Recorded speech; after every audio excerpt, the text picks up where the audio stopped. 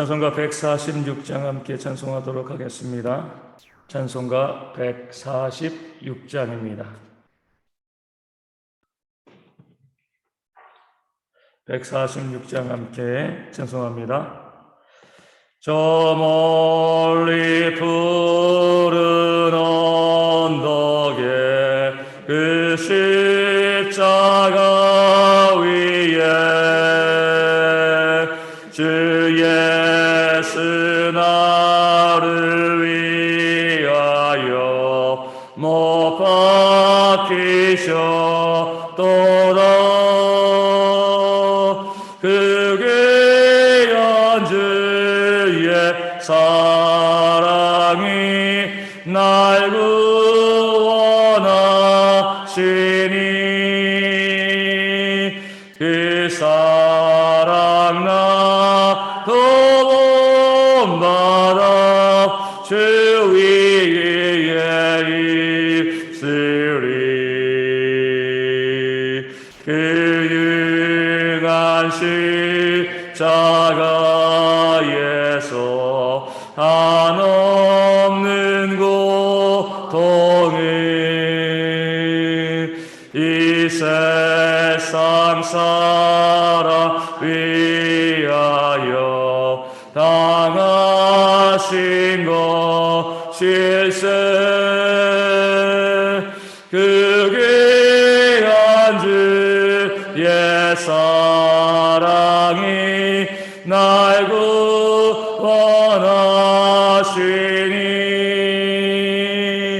그 사랑 나도 본받아 주 위에 있으리. 그 흘린 몸의 피로써 날 속량했으니 저 하늘 문을 여시고 날 인도하시리. 그 귀한 주의 사랑이 날 구원하시니 그 사랑 나도 본받아 주 위에 있으리.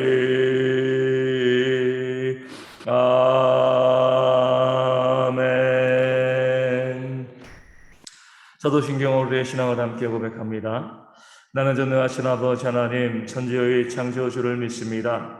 나는 그의 유일하신 아들 우리 주 예수 그리스도를 믿습니다.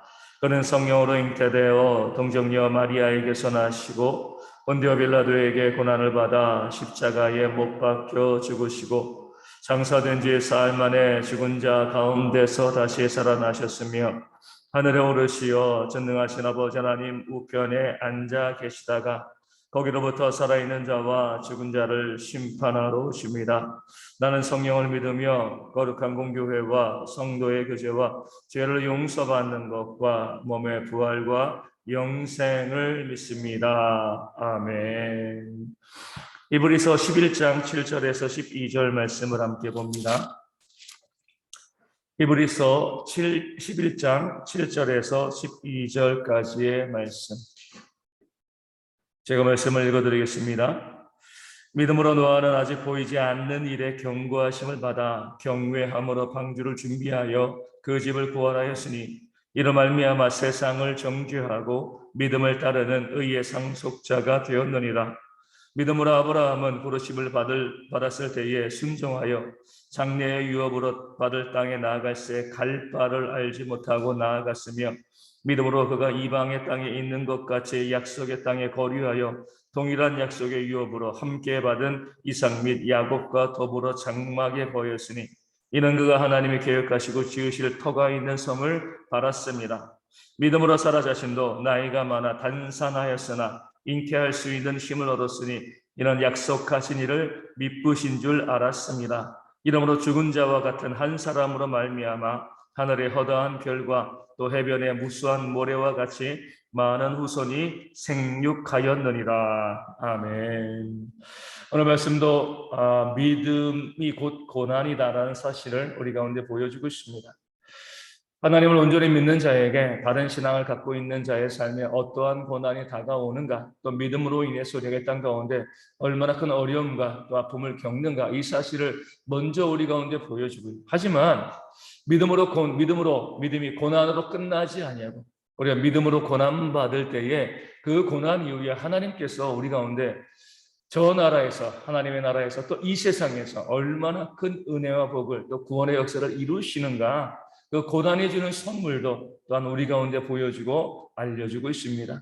먼저 노아에 대해서 말씀하고 있습니다. 하나님께서는 노아에게 방주를 만들라고 명령하셨죠. 이 땅을 물로, 홍수로 심판하실 것을 말씀하였습니다. 그 말씀을 노아는요, 믿고 방주를 만들기 시작했습니다. 100년 이상의 시간을 만들었죠. 우리가 어떤 하나님 말씀에 순종할 때에 1년을 기다리는 것, 그 약속으로 1년을 기다리는 것도 정말 어려운 일이에요.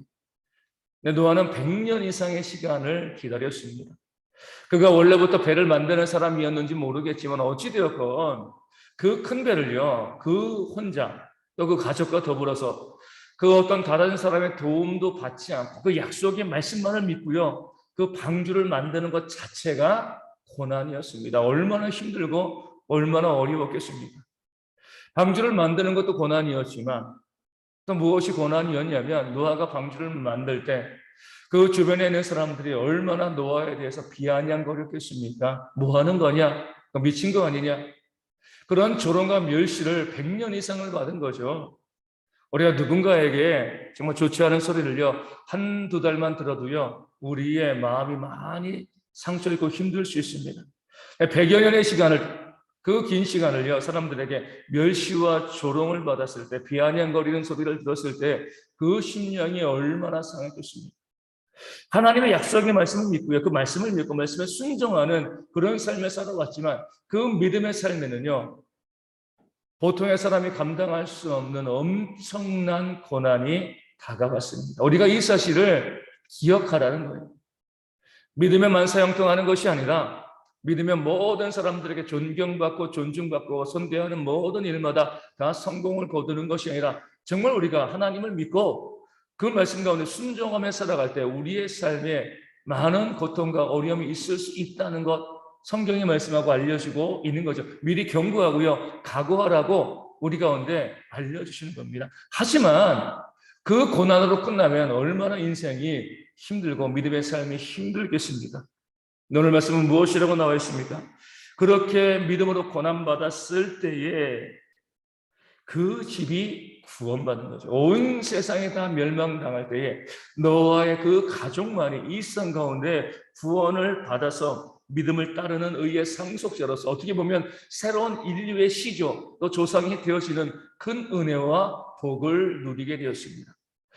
구원받아 영생하는 것, 이것만 있는 것이 이 땅 가운데서도, 그 불가능한 상황 가운데 하나님께서 온 땅이 물로 다 뒤덮이는 그 상황 가운데서도 그 가정을 건지시고 구원하여서도 이 땅에서도 살아남는 그런 은혜의 역사를 그들 가운데 허락하셨다. 이것이 바로 믿음으로 받는 고난에 주시는 하나님의 은혜라는 사실, 선물이라는 사실을 말씀은 보여주고 있습니다.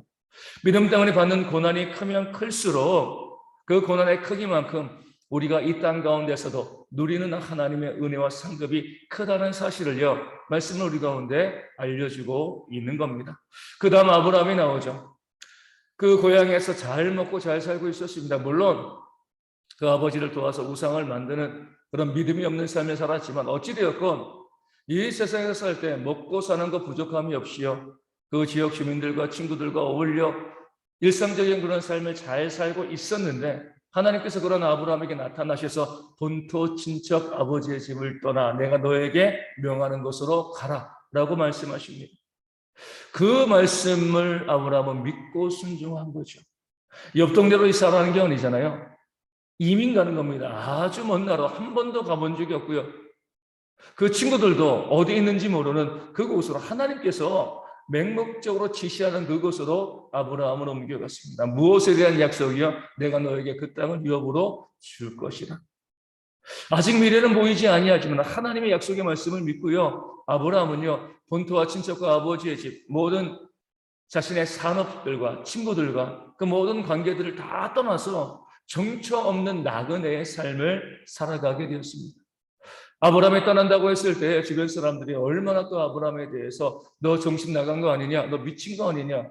아니 어디로 갈 바를 정해놓은 것도 아니고 거기 일터가 있는 것도 아니고 거기 땅이 있는 것도 아니고 아무것도 없는데 그렇게 나그네 삶을 살다가 강도 만나고 짐승 만나고 그러면 너와 내 가족은 다 죽는 거야. 다 죽을 수밖에 없어. 이 험한 세상에서 아무의 도움도 받지 않고 어떻게 그렇게 갈 바도 알지 못하고 떠날 수가 있냐? 아마 친구들은요, 아브라함이 미쳤다고 했을 겁니다. 그럼에도 불구하고 아브라함은 하나님의 약속의 말씀을 믿고요. 그 고난의 길을 걸어가는 것을 마다하지 않았습니다. 그러면서 오늘 말씀에 뭐라고 나왔습니까? 그렇게 아브라함이 하나님의 인도하심을 받아서 가나안 땅에 왔다고요. 모든 것들이 만사 형통하게 되어진 것이 아니죠. 그 가나안 땅에서도 뭐예요? 고향을 버리고 가나안 땅에 들어왔는데 그 땅에서도 나그네고요. 그 땅에서도 이방인이었습니다. 아브라함은 그 아들 이삭과 야곱과 더불어 한 장막에 머물러 있었어요. 장막에 머물러 있었다는 것은요, 그 땅에 정착하지 못했다는 거죠. 약속으로 주신 땅이고 하나님께서 주시겠다. 내가 눈으로 보이는 모든 땅, 발라밟는 모든 땅을 너에게 주시겠다라고 약속하셨지만 아브라함이 평생에 얻은 땅은 그 안에 사라를 매장한 막벨라 굴 하나밖에 없었습니다. 그 넓은 가나안 그 지역에서요, 무덤 하나만 얻은 거예요. 자기 돈은 주고 자기 등기한 땅은 거기밖에 없습니다. 장막에 머물면서 목축을 하니까 여기저기 다니면서 그 땅에 있는 원주민, 가나안 원주민들에게 얼마나 많은 멸시와 또 시기와 질투를 받았습니다. 그로 인해서 많은 고통과 어려움을 겪었죠. 믿음 가운데 순종하며 하나님의 뜻 가운데 나아갔는데 그에게 펼쳐진 삶은요, 만사형통하고 좋은 삶이 아니라 사람들에게 비난받고요, 욕먹고 그 땅을 조금밖에 가지지 못하고요, 여전히 정처 없이 방황하는 그런 나그네의 삶이 아브라함에게 주어졌습니다. 그럼에도 아브라함은요, 오늘 말씀이 무엇이라고 이야기하죠? 하나님이 계획하시고 지으실 터가 있는 성을 바랐습니다. 결국에 400년 뒤에 그의 후손들이 애굽에서 출애굽하여 가나안 땅에 들어와서 아브라함에게 주신 그 하나님의 약속대로 그 땅을 차지한 역사를 성경은 보여줍니다. 아브라함은 자신의 삶에 있을 동안 그 생애 동안 그 약속의 성취를 보지 못했습니다. 하나님이 그에게 그 눈에 보이는 모든 땅을 주시겠다는 그 약속을 아브라함은 자신이 받지는 못했지만 하나님의 약속대로 그 후손에게 그 땅에 주어진 역사를 성경은 보여주고 있습니다. 믿음의 삶 가운데 고난이 있습니다. 물론 그로 인해서 아브라함은요, 영생을 누렸지만 영생만 누린 것이 아니라 그의 후손을 통하여서 그 약속하신 이 땅의 복을 또한 누렸다는 사실을 성경은 분명히 보여주고 있습니다. 그 안에 사라도 마찬가지입니다. 성경을 통해서 보면 미모로는 참 예쁜 여인, 미모로서 이름을 얻은 그런 여인이었지만 그것이 무슨 소용이 있습니까? 그 사라에게는요, 자녀가 없었잖아요. 그 당시 결혼한 아내에게, 여자에게 자녀가 없다는 것은요, 그 어떤 것보다 더한 멸시와 또 모독이었습니다. 어떻게 보면 아브라함이 그 고향을 떠났을 때 사라는 찬성했을지도 몰라요. 그 오랜 시간 아브라함과 살면서 자녀를 낳지 못했기 때문에 얼마나 그 지방 사람들에게 또 멸시와 모욕을 당했겠습니까? 하나님께서 그런 아브라함에게 나타나셔서 땅의 약속과 더불어 하늘의 별과 같이 땅의 티끌과 같은 해변의 모래와 같은 많은 자손을 약속하셨을 때 사라가 그 말씀을 얼마나 기쁘게 받았겠습니까? 그래서 우리 가나안 땅으로 가면, 약속된 땅으로 가면 나를 통하여서도 하나님께서 자녀를 주시겠다, 그 약속의 말씀을 믿고 갔는데 그 땅에 가서도 25년 동안 그 자녀가 없었습니다. 얼마나 주변 사람들, 안 그래도 나그네로 이방인으로 그 땅을 살아가면서 주변 사람들에게 눈치 보며 살아가고 있는데 사람들이 만나서 자식이 있냐 없냐 물어봤을 때 없다라고 이야기했을 때 얼마나 사라가 부끄럽고요, 또 민망하고 정말 죽고 싶은 그런 마음으로 살아왔겠습니까? 오죽했으면은요, 자신의 여종인 하갈을 아브라함에게 첩으로 드렸겠습니까? 또 그로 인해서 또 하갈이 또 사라를 핍박하는 그런 고난을 또 겪었습니다. 그런 많은 고난, 믿음을 가지고 함께 나왔는데 하나님의 약속이 이루어지지 않고요, 많은 고난을 받는 그런 모습이 살아 가운데 있었습니다. 게다가 폐경이 되어서 도무지 자녀를 낳을 수 없는, 모든 것을 포기하게 되어지는 불가능한 그런 상황이 되었습니다.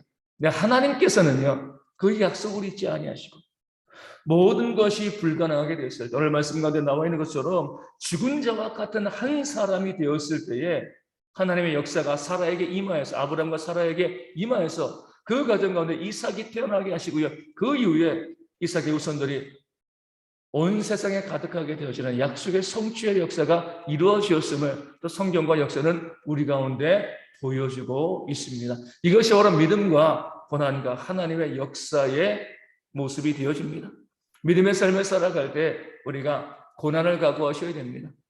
하지만 그 고난이 고난으로 끝나지 않고요, 우리 고난이 큰 만큼 우리 삶에 부어주시는 하나님의 역사가 크다는 것, 그 사실을 또 바라볼 수 있는 그런 소망의 모습들이 우리 가운데 있어야 할 줄로 믿습니다. 하나님 우리 아버지이시기 때문에 우리 자녀들을요, 고난으로 집어넣으시고 그것을 보시고 기뻐하시는 하나님이 아니십니다.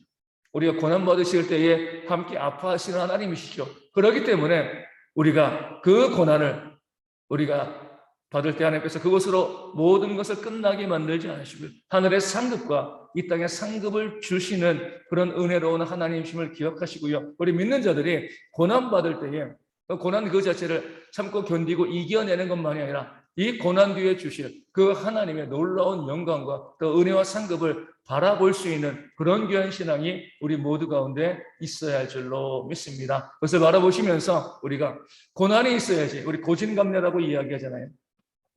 고난이 다하고 난 다음에 하나님이 주시는 그런 놀라운 선물이 있음을 깨달아 알고요, 우리가 연단받고 난 다음에 우리가 정금같이 나온다는 그런 하나님의 말씀을 기억하시고요, 우리가 고난이 없이는 어떤 영광도 없음을 깨달아 알고 오히려 고난받기를 사모하고요, 그 고난을 소망으로 이겨나가는 대형의 모든 성도 되어지도록 함께 기도하기를 원합니다. 우리 고난주간입니다.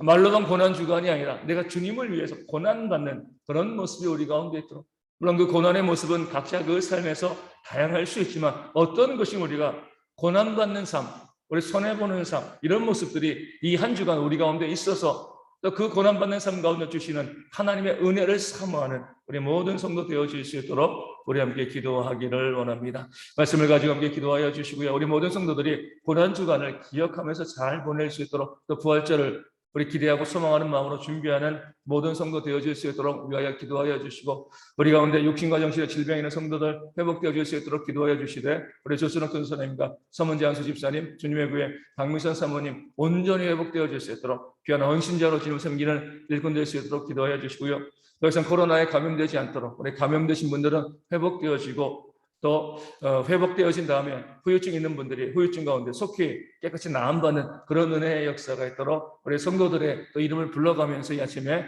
함께 기도하도록 하겠습니다. 기도문 하시겠습니다. 하늘에 계신 우리 아버지, 아버지의 이름을 거룩하게 하시며 아버지의 나라가 오게 하시며 아버지의 뜻이 하늘에서 같이 땅에서도 이루어지게 하소서. 오늘 우리에게 일용할 양식을 주시고 우리가 우리에게 잘못한 사람을 용서하여 준 것 같이 우리 죄를 용서하여 주시고 우리를 시험에 빠지지 않게 하시고 악에서 구하소서. 나라와 권능과 영광이 영원히 아버지의 것입니다. 아멘. 기도하겠습니다.